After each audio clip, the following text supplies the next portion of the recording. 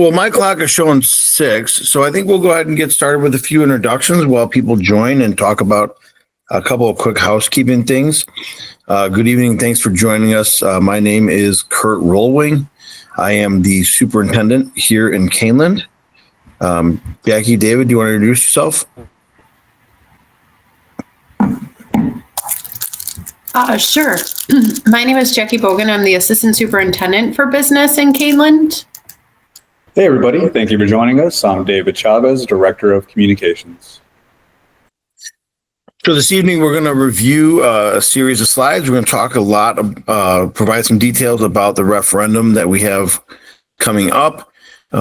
As we go through the process, Dr. Bogan will be monitoring the question and answer. So if you have a question that you would like answered, in the bottom right of your screen, you should have an icon that has a triangle, a square, and a circle. If you click on that, you'll open up a question and answer feature. Type those questions in. Dr. Bogan will monitor that, bring them in as it makes sense within the presentation. Mr. Chavez will be driving the screen this evening, and I will be doing a majority of the talking. So again, as people that are coming in, really happy to have you here. We're going to go ahead and get started. This meeting tonight is to provide the public with quite a bit of information regarding the proposed projects and the details behind the proposed referendum that will be on the ballot on April 1st. So we're going to start this evening with a brief video that highlights some of the facility needs. The video is focused on the high school, but we will talk about a couple of other things throughout the district. So, Mr. Chavez, if you want to take us to the video.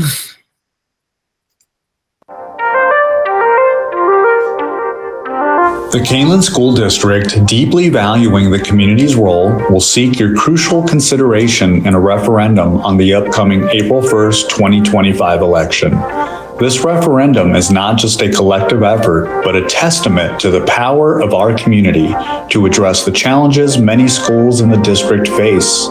Kaneland High School, the oldest building in the district, was built in 1958. This has led to a range of issues that are not just challenges, but significant hurdles impacting the learning environment for our students and staff. Student service functions, including the nurse and support staff, are not effectively located for student pickup and lack confidential settings needed to protect the privacy of students. The main entrance is undersized and lacks identity, while a controlled reception area would significantly enhance security for everyone within the school with a more organized check-in process.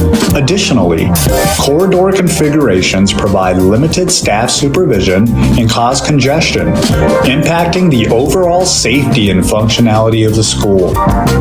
Due to the maintenance of the building's infrastructure and mechanicals, many components such as boilers, chillers, and HVAC equipment are still operating beyond their life expectancy. However, these components and many roof areas are approaching or exceeding their useful life.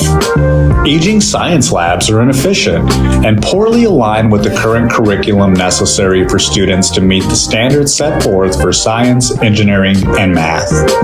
Special education spaces are compartmentalized within the school and are disrupted by woodshop activities, creating an environment that could interrupt effective learning. Furthermore, internal classrooms need more natural daylight and small group spaces. Diverse learning settings are unavailable to support student agency. The typical classrooms must be more organized and rely on traditional amenities, limiting collaboration and personalized learning opportunities that contribute to social and emotional well-being. Underutilized program spaces do not support current educational needs, and significant public spaces need to be zoned to allow separation for after-hour community use, which would create more opportunities for the Kaneland community to utilize the spaces. Many student and staff restrooms are used by the general public for various events. However, the restrooms are outdated and lack accessibility compliance, contributing to a negative perception of Kaneland facilities and posing challenges for those with disabilities. In addition, locker rooms and ancillary athletic spaces need to be updated to be made more equitable for all students, improving safety and the overall experience so that student athletes can excel at the competitive level of other nearby districts. To maintain their facilities and equitability, the district's elementary schools also need mechanical and infrastructure maintenance and additions, such as roofing, flooring, ventilation, and gym air conditioning. Addressing these challenges is not just a necessity, but a beacon of hope for Kaneland schools.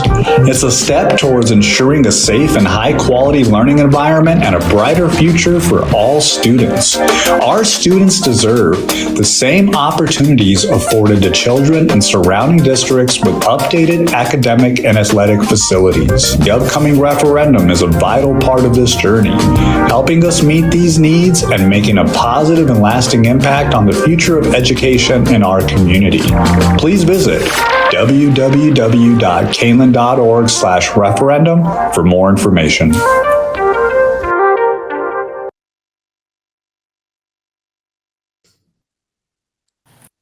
Forgot to unmute there. Sorry about that. That was a broad overview of many of the projects and needs that we're going to talk about this evening.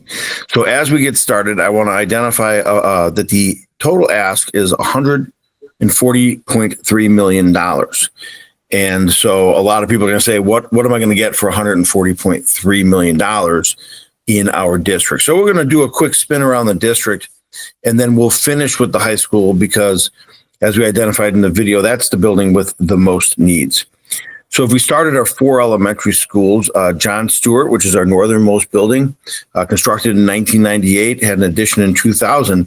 It is in need of HVAC univent replacements. These units are nearing the end of their useful life. And as a result, we're starting to lose effectiveness. We're starting to have to replace parts on a regular basis. So that would be the significant HVAC work there. In addition, roof replacement in the flat areas of that building and playground updates, as much of the equipment is outdated and beginning to lose its really structure and safety. As we move south, Blackberry Creek is located in Elburn. That building is in need of flooring replacements. It needs air conditioning in the gymnasium. So this is one of 2 of our elementary schools that does not have air conditioning in the gym, while the other 2 do. And I will tell you, having been in there on some warm days, it is incredibly hot in that gym. That is also due for a roof replacement and for playground updates. Moving into Sugar Grove, John Shields Elementary, also constructed in 1998 with an addition in 2000, is in need of the same univent replacements, which again, nearing the end of their lives, requiring a lot of maintenance on our side of things. Also needing a flat area roof replacement. The 2, Stewart and Shields, are the same age, and therefore these things are hitting end of life at about the same time, and also in need of playground updates. And then our last elementary school is our farthest southeast. That is McDowell. McDowell is virtually a mirror image of Blackberry Creek and is in need of really the same thing, in need of a flooring replacement, as that flooring is now going to exceed 20 years old. It is in need of air conditioning in the gym, same issue as we have at Blackberry Creek. In need of roof replacement as that roof hits 20 years old, and then playground updates on the outside. Moving to our middle school campus, Harder Middle School was constructed in 2009. It is the newest facility, and in terms of schools, only being about 15 years old, is still in very great condition. It does not have a lot of things hitting end of life. However, that campus is very large. We have quite a bit of land there that we are not using for school-based activities. And so we would look to move our transportation and bus lot and more of our maintenance footprint from the high school campus in Maple Park to the Harder campus, which is located, while not necessarily centrally in the district geographically, more centrally in the district as it relates to our population centers.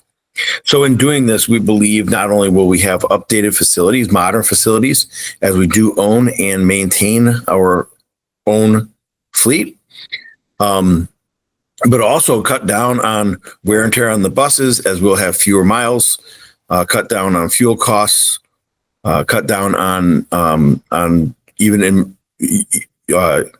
human costs, as we don't need to employ bus drivers just as far.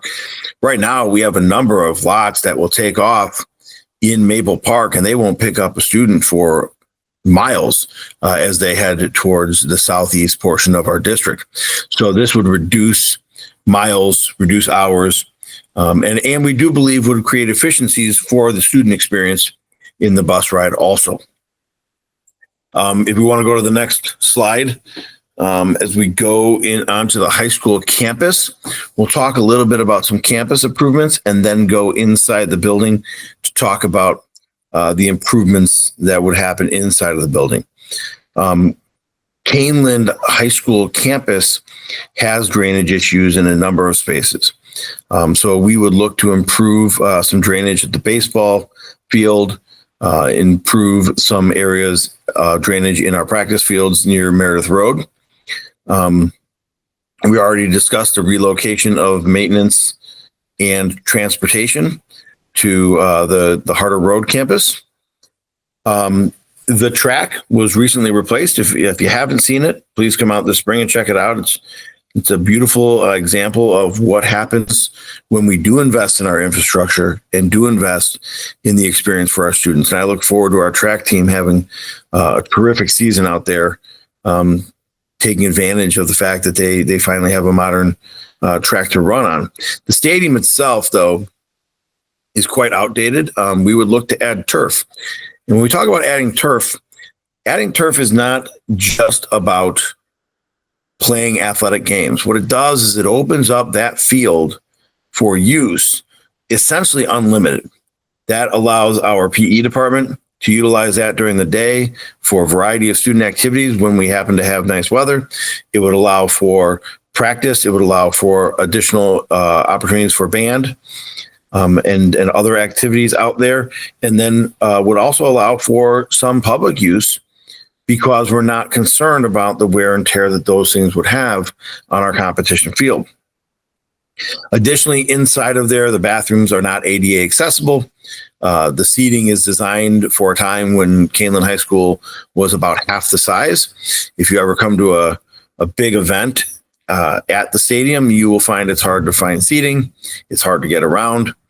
So we will be opening up all of those things and making that a much better experience for our students and our community inside of that stadium.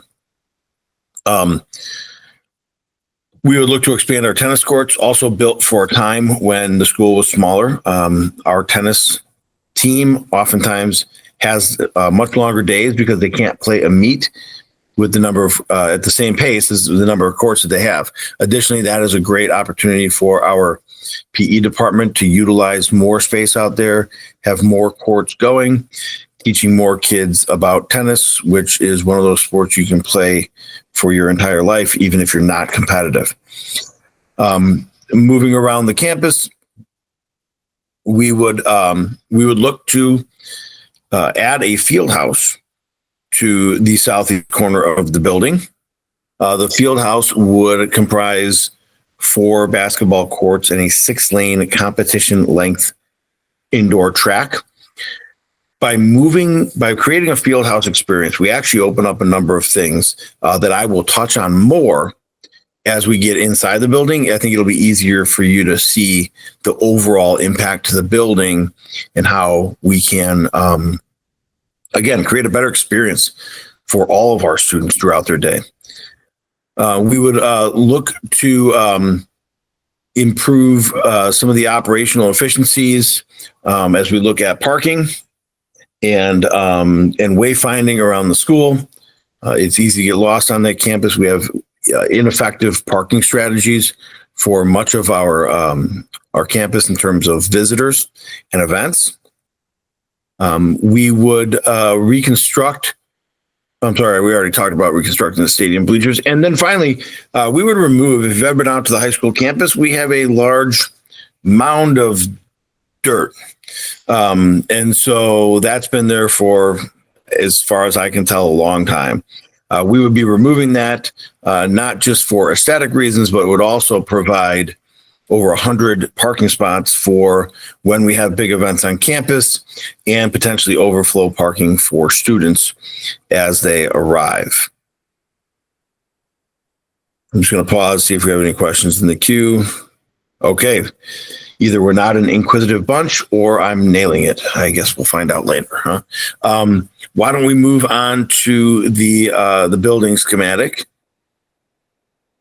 All right, so if we look at this, obviously Kaneland High School is our largest building, also our oldest building.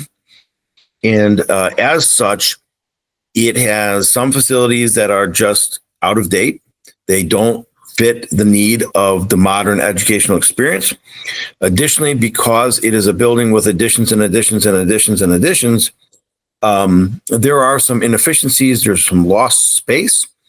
And there are also just areas that are simply run down.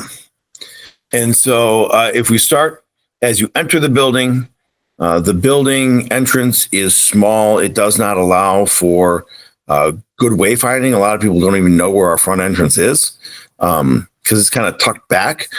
Additionally, it does not allow for the type of safety-based entrance that we have in a modern school, where you enter into a vestibule, you're checked in that vestibule.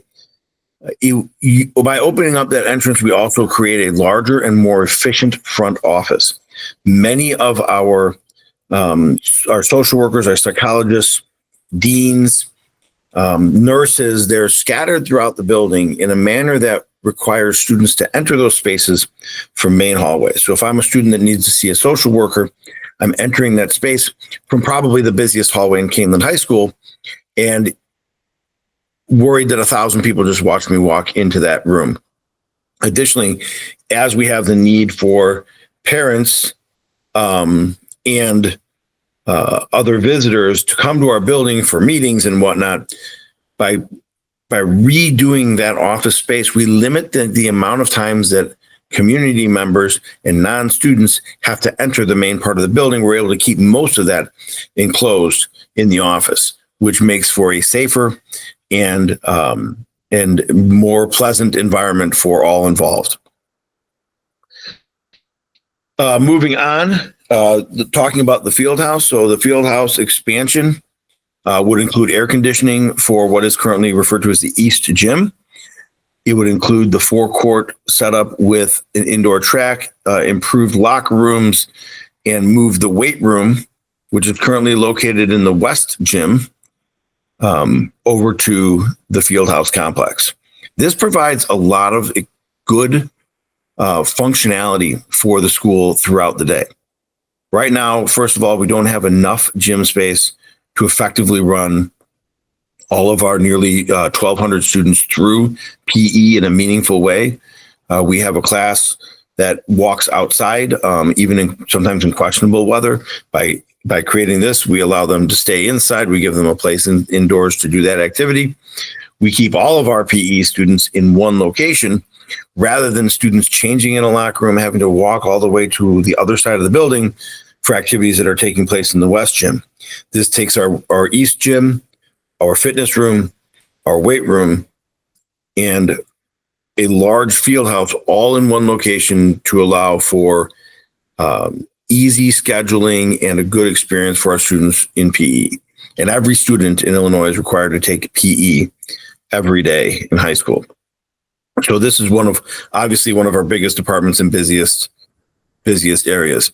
Additionally, it opens up spaces for after school activities. One of the first comments made when we started talking to teachers, when we mentioned the field house, was from one of the staff members that works with the musical, identifying that right now they don't really have the opportunity to use things like our auxiliary gym for rehearsal for the choreography, because every gym is full every minute of every day. Additionally, we have teams that practice, sometimes starting practice at 7 o'clock at night. We have students driving long distances as practices end at like 9 o'clock at night. This would allow for more effective scheduling of practices, more effective scheduling of games. Right now, most of our freshman games are played at a different building on campus, which creates confusion for visitors, difficulties for parents that may have students playing in two levels of the same sport, and just poor overall management for us in terms of supervision and making sure things go smoothly. By creating the field house, we also open up the current West Gym, which is in the upper left-hand corner of this schematic, into a 10,000-foot space that will be subdivided into approximately 4 career tech ed labs. Right now, we have outdated labs. We have cramped labs, and we have some wonderful programs in terms of production, journalism, graphics, and culinary. So by creating those spaces, not only do we open up other spaces around the building, we also create a place for our students to thrive in these career tech ed areas, many of whom may go straight from high school into a career. So this addition is not just about athletics and PE. It creates other academic opportunities for our students by relocating things within the building. This also leads to a renovation of locker rooms. Right now, the locker rooms are cramped. They cannot accommodate the programs that we run. They can't accommodate the modern size. We're running a very comprehensive athletics program. We already talked about 1,200 students walking their way through PE every day. And quite honestly, these locker rooms were built during a time when women's athletics were not even part of the equation. And so the female locker rooms are significantly smaller and less capable of housing our programs than the male. So we have an equity issue in terms of just what's available space, numbers of lockers, and so on. Additionally, as I said, these locker rooms are really antiquated in the way that they're set up and are not effective for either PE or athletics. As we look in this kind of triangle area in the center of the building that's labeled Learning Commons on the schematic, right now that is an old kitchen. That was the original kitchen that was built for the school. It currently serves the purpose of the concession stand during home indoor athletic events. However, it's a significant portion of the building.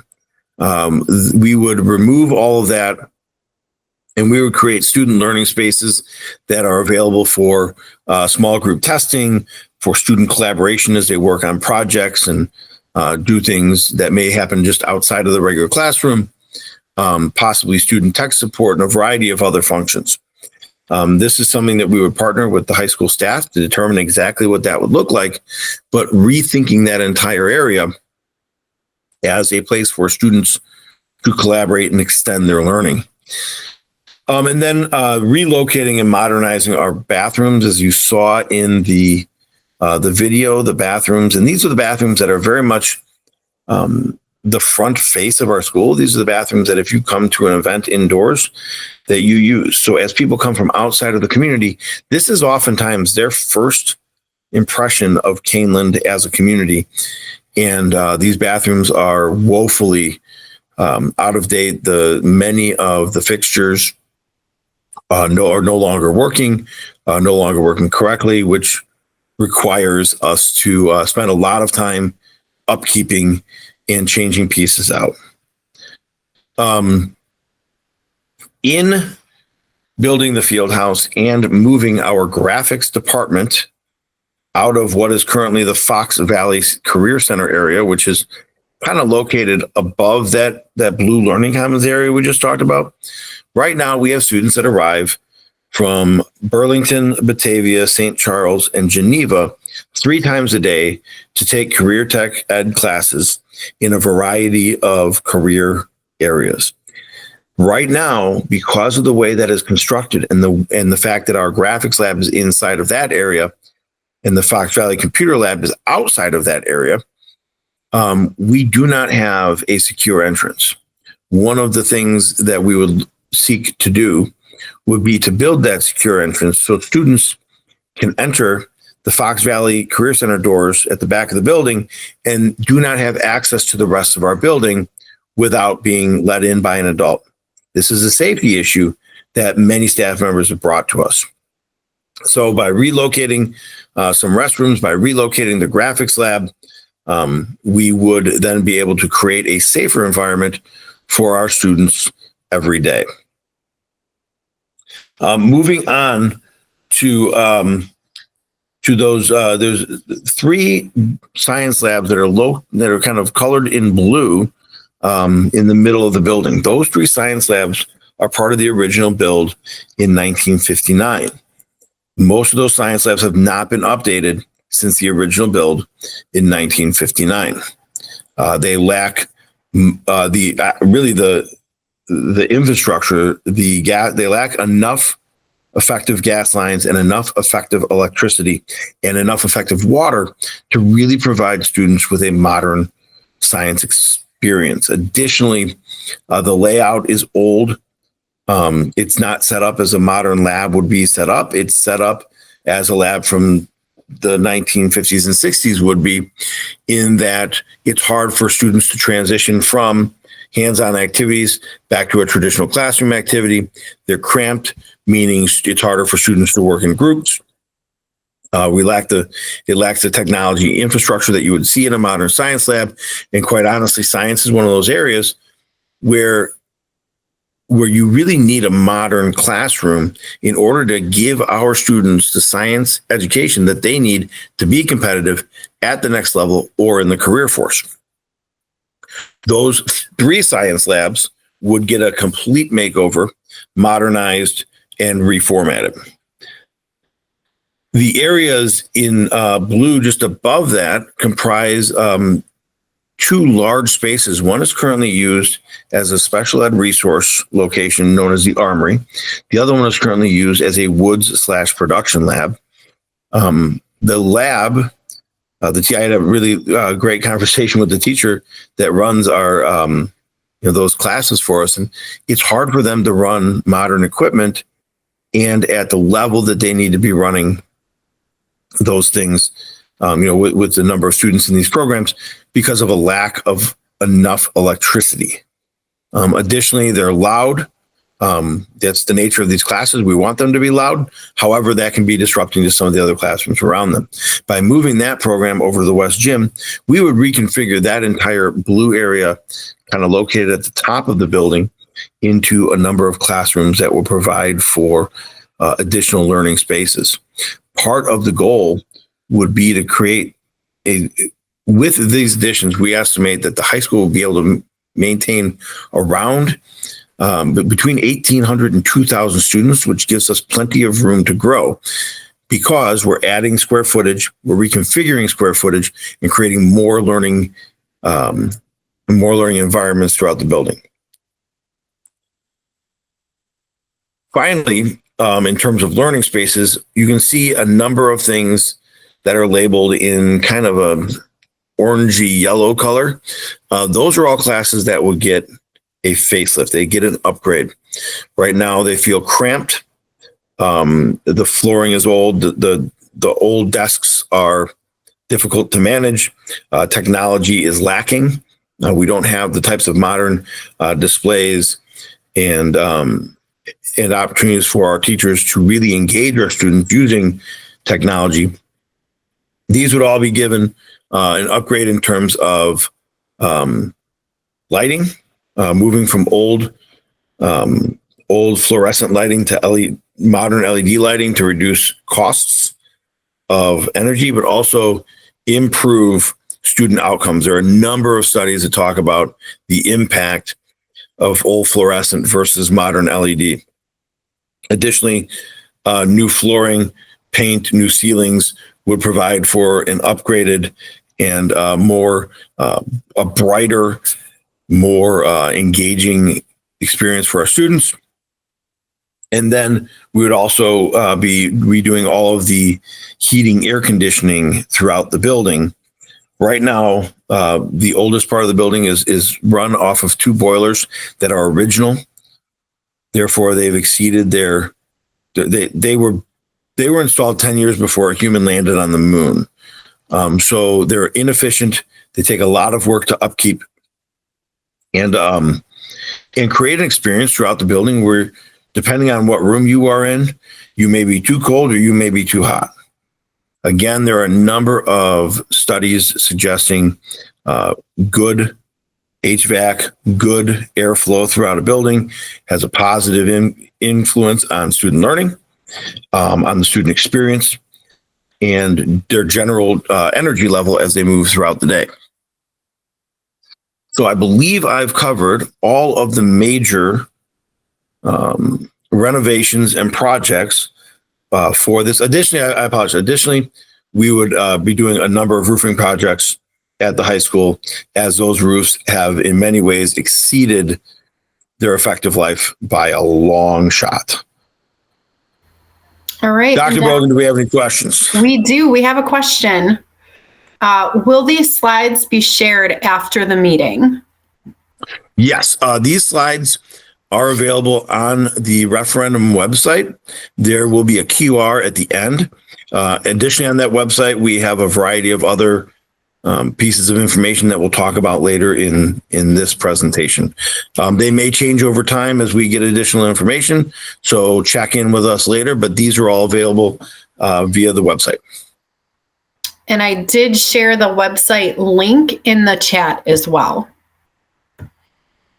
All right, so moving on, I want to show some images that would talk about some of those internal changes that you would see. On the top left, you see one of the classrooms that would need to be renovated. You can see that it is a little dark and dingy. The furniture is old. It is not effective for us to move around for collaborative learning opportunities. The slide on the right is not necessarily what we are going to get. So this is an image of a modern classroom with modern lighting, modern furniture, modern amenities that we will be looking to create an environment, something like this, for our students at our high school.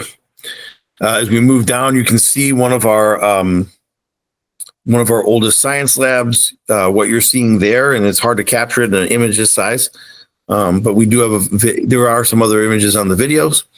That is the learning area, the more classroom-based area. Behind that dark area in the back of that is the lab area, where the furniture is, again, from the 60s, 50s, and 60s, as is most of the built-in equipment. A modern lab allows for students to move around quickly rather than working in groups of 4, working in groups of 2. It creates a collaborative environment and provides more real-world experiences as they navigate science. Additionally, code compliance. Because some things like hoods, exhaust hoods, and safety showers were an afterthought, because again, these classes were built long before those things were part of code. They're not located necessarily in the right spot. So in some cases, if you were to have an accident with a chemical, to get to the eye wash, you have to walk all the way across the classroom to the only place that had plumbing. All of that would be modernized with modern chemical storage and built out in a manner that would support a modern science experience. We can go to the next slide. So this is a difference between the entrances. You can see the current entrance is tucked away. It's hidden.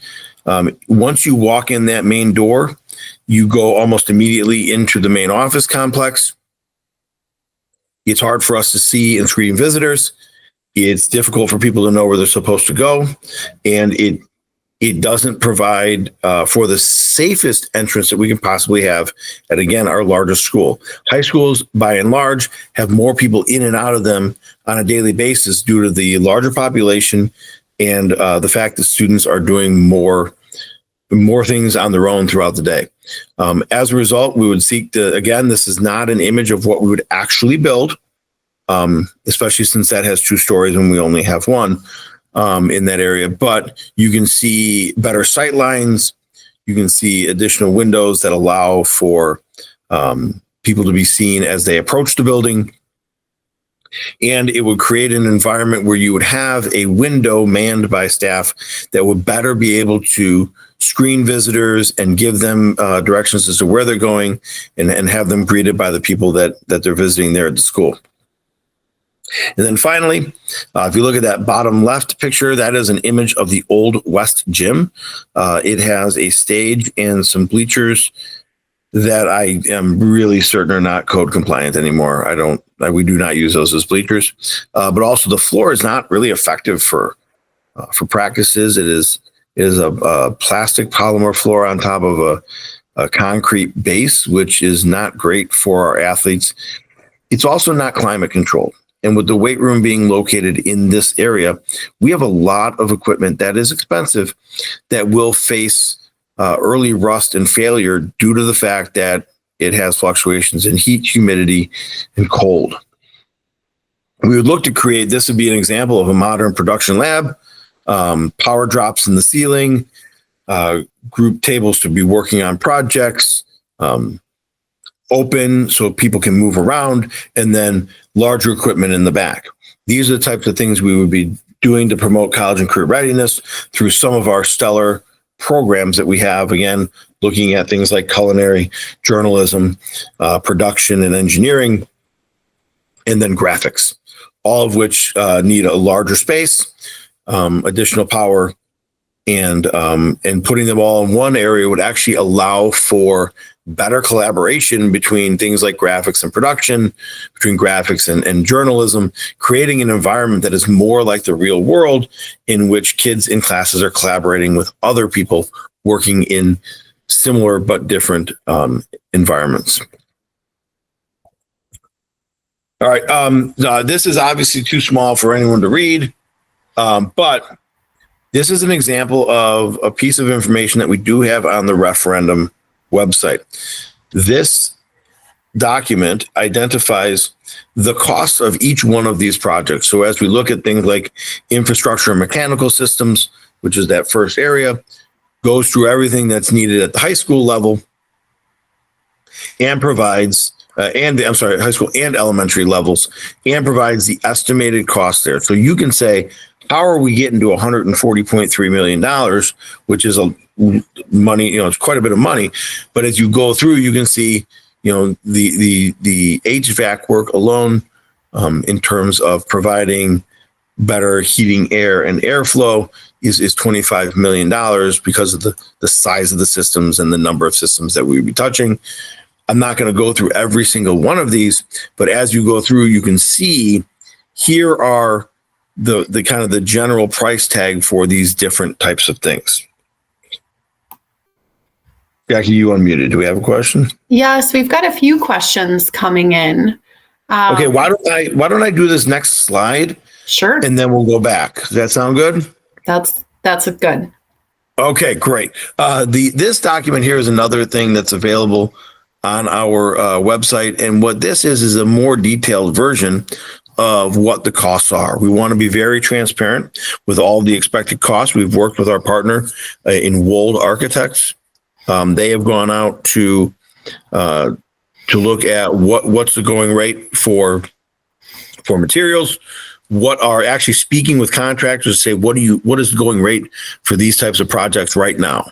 And so these are where we get our estimates and the probable escalation depending on how long we wait for these projects. So if you really want to get into the the details. If you're one of those people that wants to see exactly where this money would be going, please go and check those out on the website.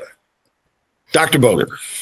All right. So we have a few questions with regards to the field house. The first one is, with the field house having basketball courts, will the basketball team also be able to practice there? Yeah, the idea there would be all of our teams would be able to practice sooner after school, and scheduling of the actual gym based on the competition and practice schedule would happen through the athletic department. But also, because we have additional spaces and we would hopefully be able to get most of our programs through quicker, it may open up additional opportunities for community athletics that would use indoor surfaces too. Are you expanding the football field to be able to play soccer or other sports?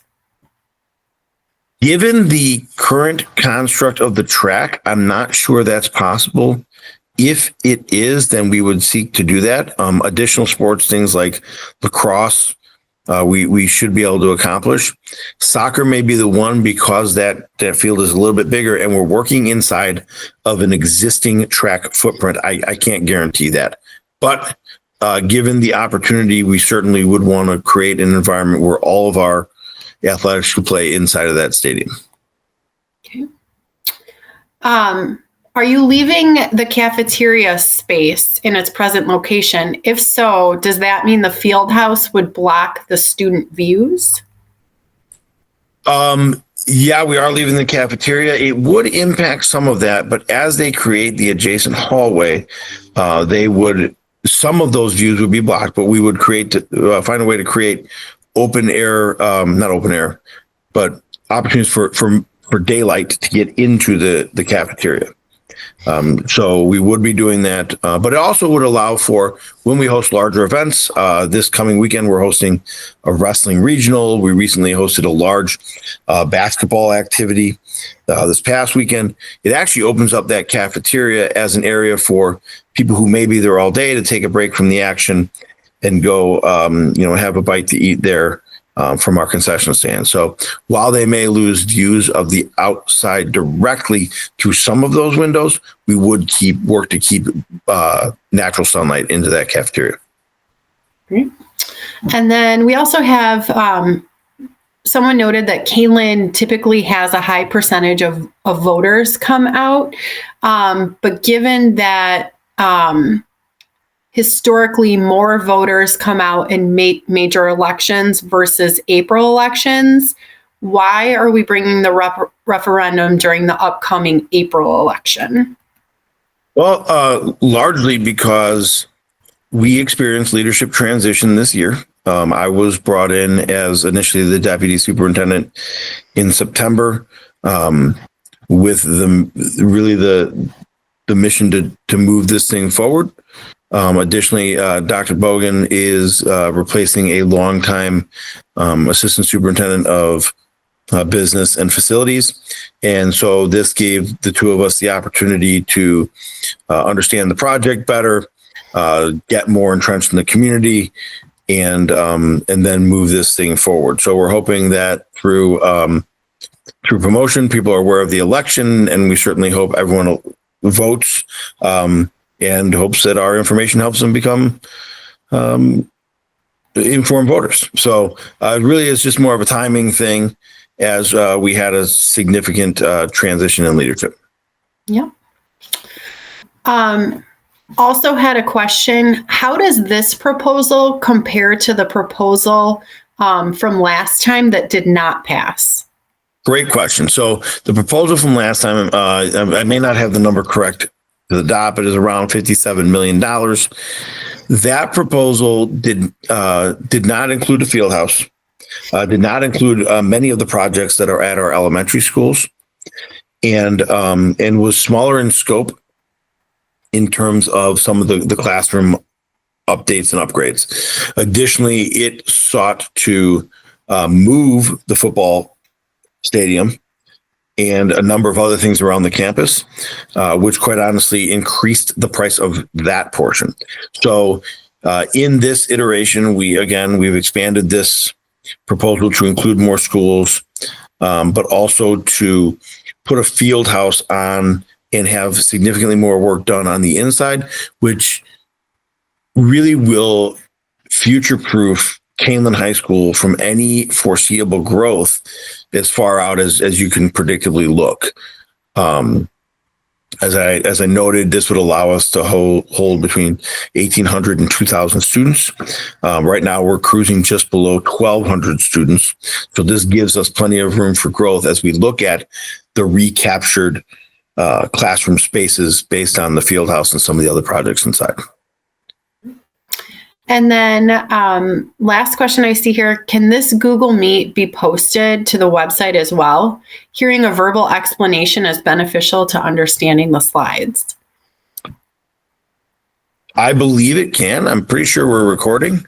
So, yep, we're recording. So yeah, we can definitely post this. I'm sure I've said something or flubbed some words, so everyone will enjoy that later. Additionally, we are working on a number of videos that create bite size, a couple minutes of why do we need to replace the boilers? What are the benefits of a field house? Some of the other pieces, those things will also be posted not only to that website, but also to our social media feeds. And then one more question that I see came in. How long will these updates take, and how will you coordinate these renovations with students in session? All right, great question. So our goal, when we spoke with in putting all of this together, we spoke with a number of stakeholders. We did a number of meetings. We talked to staff, community, students in the high school. But we worked a lot with our architect. And based on the feedback that we got from our stakeholders, we wanted a more aggressive build. So if it is approved in the spring of 25, we would expect to open in August of 27 with almost everything done that's on this list. Working in a school environment when you have significant construction projects is an exercise in planning. Essentially, most of the work outside of the construction of the field house or any of the, talking about like things like transportation buildings and whatnot, the stuff impacting the learning environments of any of our buildings would happen during the summer. It's a breakneck pace. I've done it before. Essentially, the students walk out the door and right behind them are walking in the construction crews, and they work, as I said, at a breakneck pace to get it done before the students return in August. So we would likely not do much in the summer of 25 because we wouldn't really have time to go out, get the final plans done, get any contractors ready to go, anything like that. But you would see significant construction in the summer of 26. You would see continued construction outside of the building on the field house throughout the rest of 26 and 27. And then the summer of 27 would be another significant amount of work being done in the building. So that's essentially how we would do that. Contractors that work with schools are used to working in that way. And so we would be prepared to do that. And we certainly would not be disrupting the learning environment for our students. Additionally, one last thing I want to point out is if it is to pass, part of the finalization work would be engaging our community and staff and students in more of the detail work to make sure that the environment we're creating is not an architect sitting in a room that's never taught a science class, but it includes a science teacher or a PE teacher, or having a student talk about their experience in the locker room so that they can really make those plans to fit the Kaneland community, who we are and what we want for our kids. And then last but not least, right now, we have a question which will lead into this next slide. No, I love a good segue. Does this referendum raise my taxes? Oh, that is the $1 million, actually $140 million question, isn't it? So we're going to talk a little bit about the finances now and what the impact is. So through things like this, we use government bonds. This is similar to taking out a loan. And so when you hear things like the bond levy, I like to make the analogy that that is really like our mortgage payment. That is money that we've taken, or a home equity loan, right? We've taken money out based on our credit to get significant projects done, and then we pay that off over time through an annual payment that is part of the levy. Dr. Bogan will stop me when I make a mistake. So right now, and throughout the fall, our team worked with a broker that does government loans, that specifically focuses on doing a lot of work with schools. And so we were facing two things. One, the possible ask for a significant amount of money, but also the fact that we owe about $42 million off of the last round of bonds that were taken out largely to build Harder Middle School. Through that, we would be looking to restructure that debt. We would be restructuring around $14 million of that debt. Oh, look, I got it right. We would be restructuring about $14 million of that debt and rolling it in essentially to this new package of bonds. In doing so, the bond levy that the school has, our mortgage payment, will not go up. And we'll show you a chart that demonstrates that in a minute, which means that the tax rate for the bond levy will not go up. I want to identify very quickly, taxes are a complicated thing. So I'm not going to be able to say without a doubt that no one's taxes will go up in any way, but your taxes related to this portion of your tax bill will not increase. This also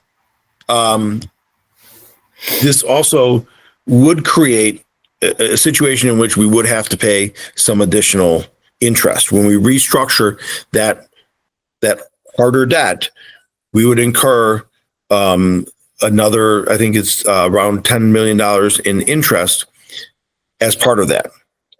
Now, we would look and say, well, why would we want to do that? Well, the reason we would want to do that, if we wait until those harder bonds are taken off, that are paid off in 2029, we estimate that the escalation costs of these projects would well exceed the price that we would pay for that interest. So in restructuring in this way, we do incur some additional interest.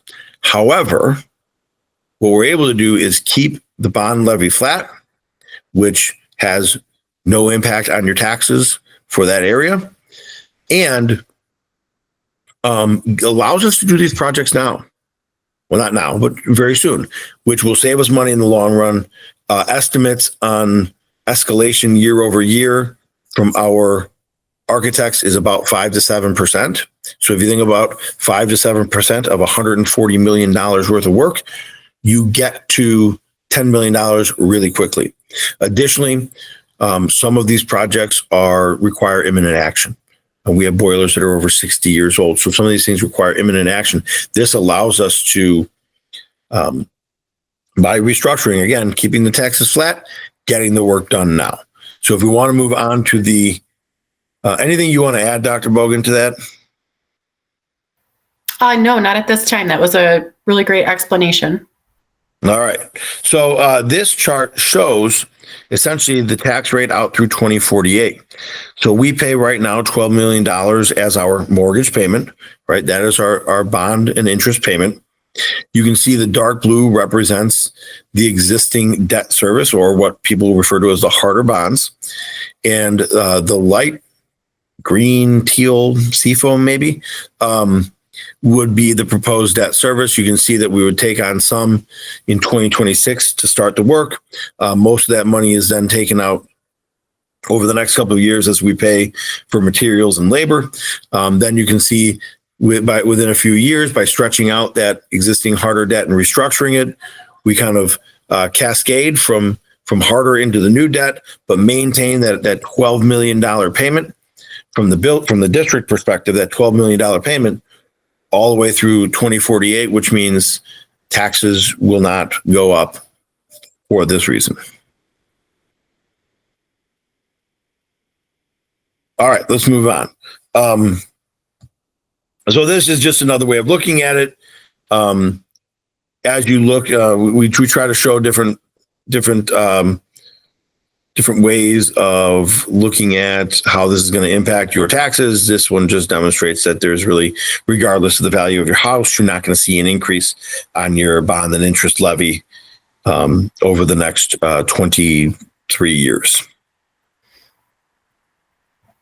And so let's talk about what happens if the referendum passes.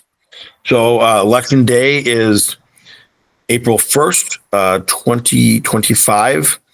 So if you need to vote early voting starts March 7th and runs through March 31st. So you can begin early voting in March 7th. All this information will be available on our website. I apologize for forgetting the date. However, if the referendum does pass, what will we do? First thing we would look to do is establish guiding committees that would impact some of the different areas of projects. We would seek community feedback. We would seek student feedback. We would seek staff feedback as we work with our architects to do the final work of really filling in the lines of the projects. We would continue our referendum website with frequent updates. Here's where we are, and here's how we're spending your money. One of the things that we're really committed to is transparency, letting you know here's what you're getting for your money through these projects, and here are some pictures. Here are some figures, and feel free to call us if you had a question. So that would be all done on our website. That would track all these things. We would work through those committees to finalize architect design. We would finalize construction timeline. We have a rough sketch right now, but again, we got to kind of fill in those lines. I already talked about this, but sharing visual progress.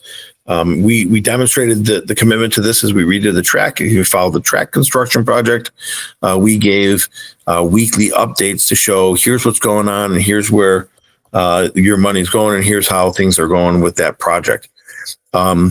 We would highlight financial transparency. Again, that's a commitment of the administration here in Kaneland, is to highlight transparency in general, but definitely financial transparency as we recognize that this is a lot of money.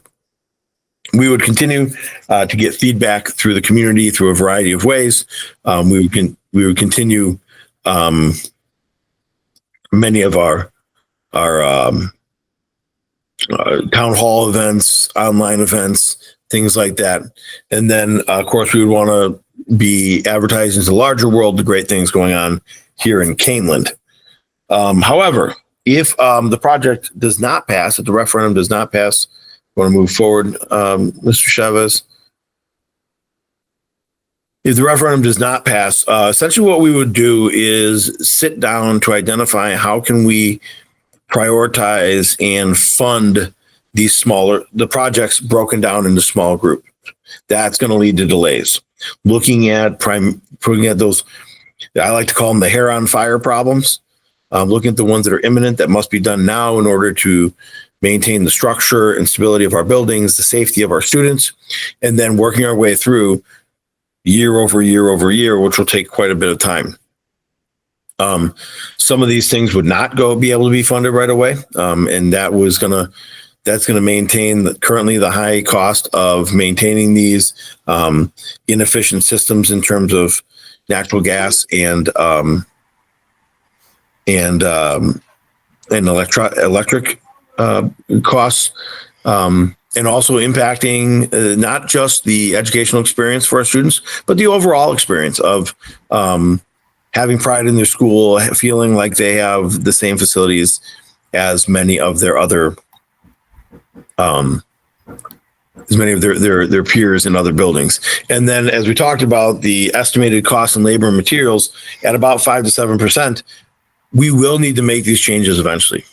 These are things, many of these are absolute must-dos, and things like the field house are really must-dos to guarantee the viability of Kaneland High School to maintain any projected growth that we may have. And so that means, we may be coming back for more money later. And so that would be, we would, as we work through this, we have to figure in the increase in cost and labor at, again, about 5 to 7%. That's obviously based on a variety of factors in the economy. But that is the kind of industry standard used by the architects as they price things out. I believe that might be our last slide. Is that correct? We do have another question. Few more slides. Oh, no, I'm sorry. We have one more. Let me get through this next one. We got one more. Sure. In addition, if it does not pass, we will not be able to impact the student learning environment. The ongoing facility issues lead to longer term costs. Our director of facilities, Mr. Mark Payton, and his team do amazing work to keep things together.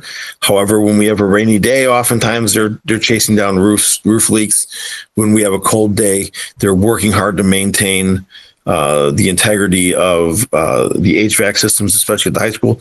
That's a big drain on our funding. And if we're able to kind of get things right, we're able to shift from being reactionary in our approach to facilities and being proactive, really looking forward, being able to handle things on a forward-thinking scale as we continue then to maintain our buildings over their lifetime.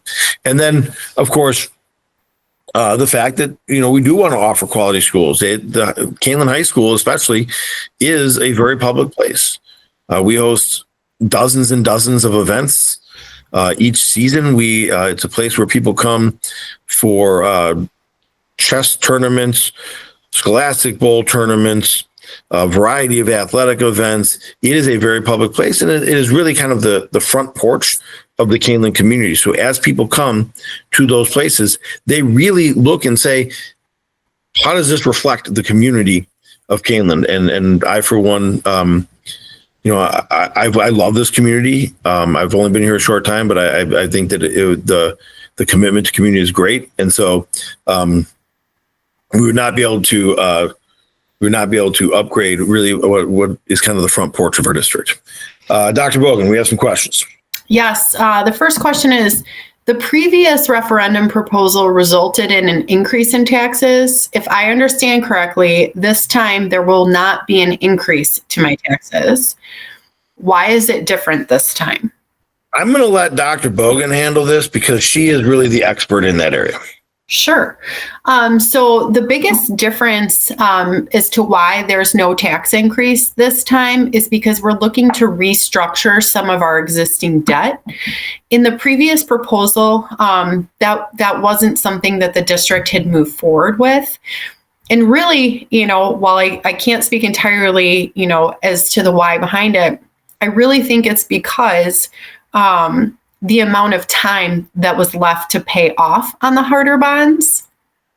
We do have a shorter amount of time left. And so that also coupled with sort of this tipping point that's happened between taking on some additional interest to restructure versus the cost of escalation has really tipped into favor of doing that restructuring because it would potentially save the district money in the long run.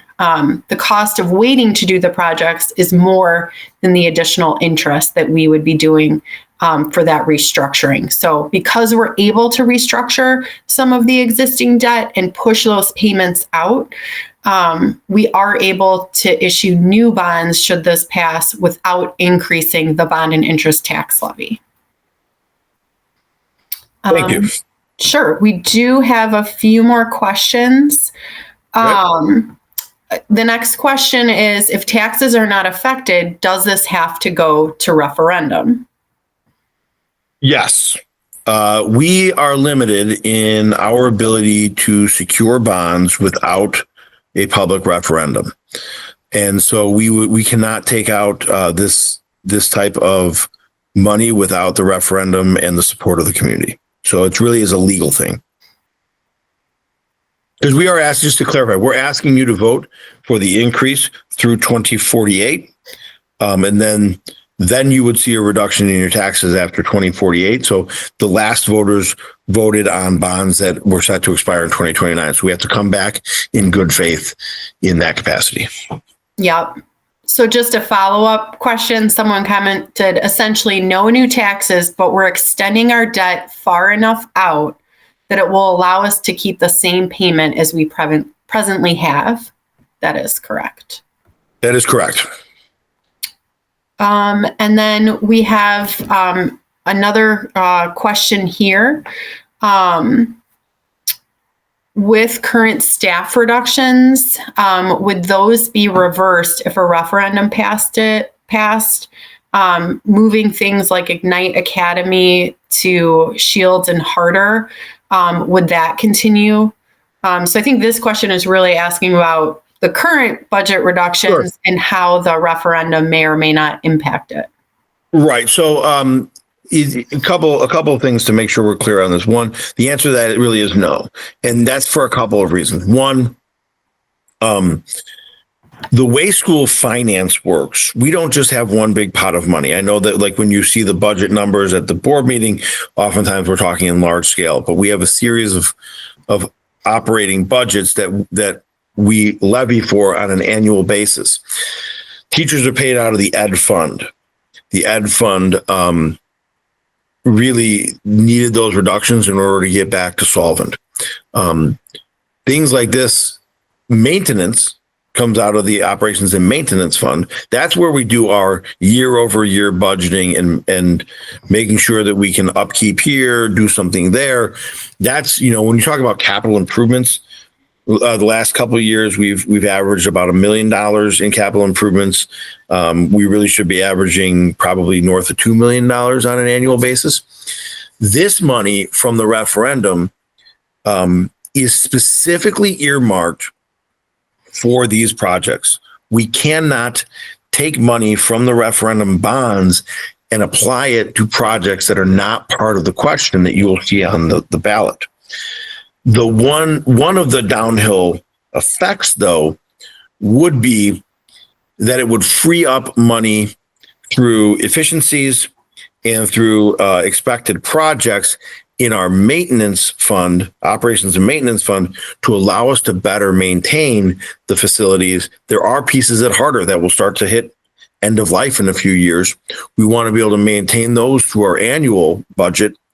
And by doing this, it would allow us to, really like take out that home equity loan to get all the big stuff done so that we can budget better and use our funds more efficiently in the future.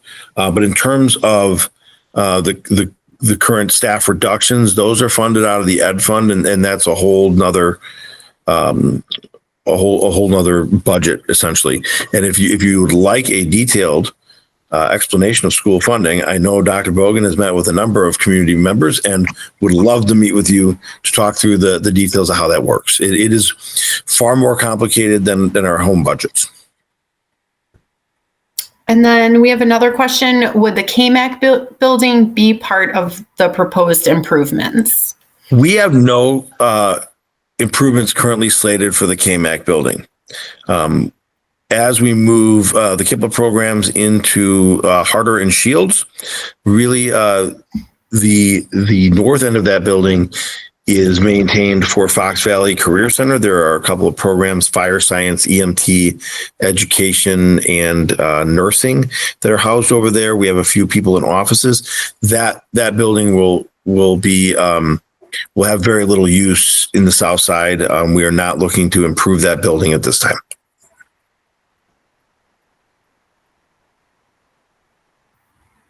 And that's all for questions currently. Okay. Well, we have a couple more things to review, and if something comes up, please feel free to add into the questions there.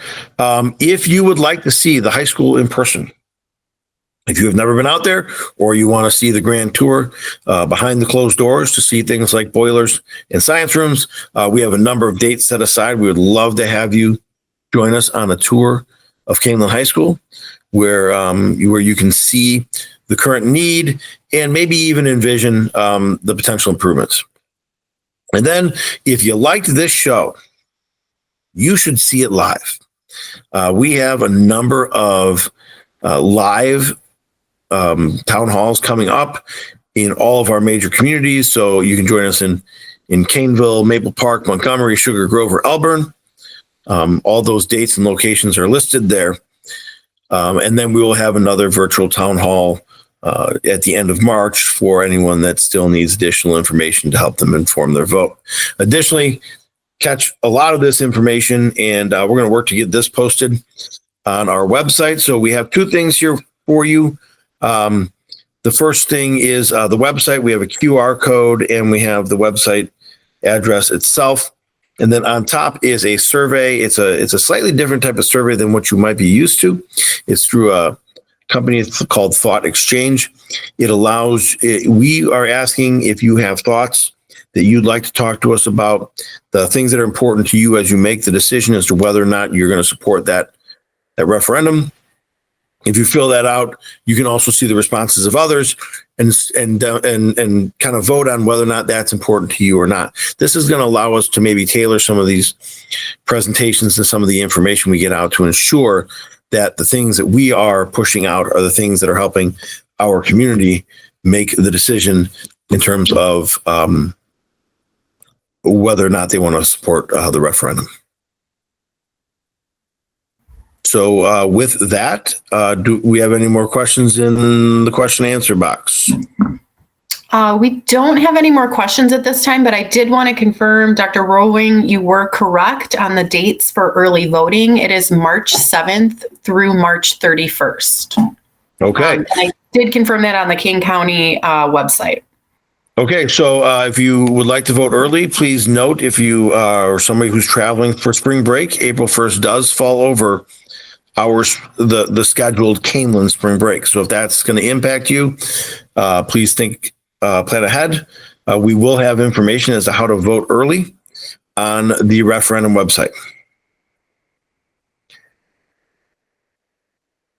And I guess that leaves us for the evening. So I want to thank everyone again for spending a little time with us. Hopefully this was informative.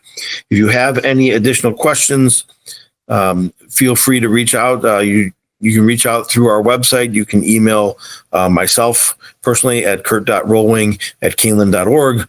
Or if you have specific financial questions, feel free to reach out to Dr. Bogan at jacqueline.bogan@kaneland.org. We're more than happy to answer any questions that you might have. I look forward to maybe seeing you at one of our tours or at one of our other town halls. And have a great evening and go Knights.